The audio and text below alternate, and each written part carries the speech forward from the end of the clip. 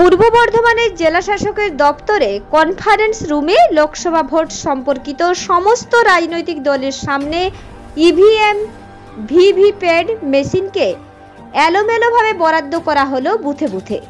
এদিন জেলা শাসকের কনফারেন্স রুমে বিভিন্ন রাজনৈতিক দলের কর্মীদের নিয়ে লোকসভা ভোট এবং ভিভিপ্যাট মেশিন নিয়ে বিস্তারিত আলোচনা হয়।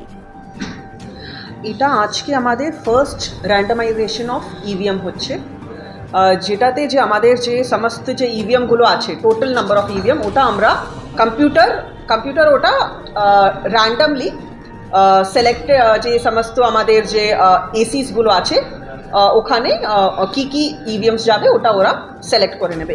ইটস কম্পিউটার বেসড, আজকে যে হচ্ছে পুরোই কম্পিউটার বেসড।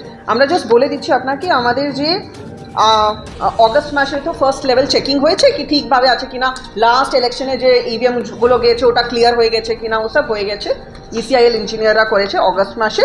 তারপরে যে এখন আমাদের কাছে সমস্ত ইভিএম আছে তার থেকে আমরা 451 ইভিএমগুলো আমরা ট্রেনিং পারপাসের জন্য নিয়েছিলাম, দ্যাট মাইনাস হয়ে গেছে।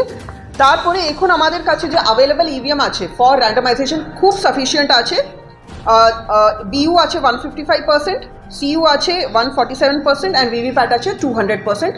As per Commission direction, আমাদের we need only 120% BU CU and 130% VVPAT. And so we are আমরা randomized করছি, আমরা 5% extra করছি, so we have sufficient number of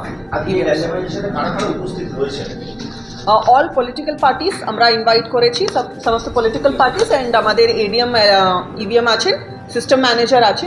so আর এটা পুরো যে আছে দিস ইজ ইএমএস সিস্টেম যে আছে দিস পুরো কমিশন থেকে দেওয়া আছে আমাদেরকে, তো ওখানেই হবে আমাদের র্যান্ডমাইজেশন। পূর্ব বর্ধমান থেকে দেবাশিস ঘোষের রিপোর্ট, রূপসী বাংলা মিডিয়া।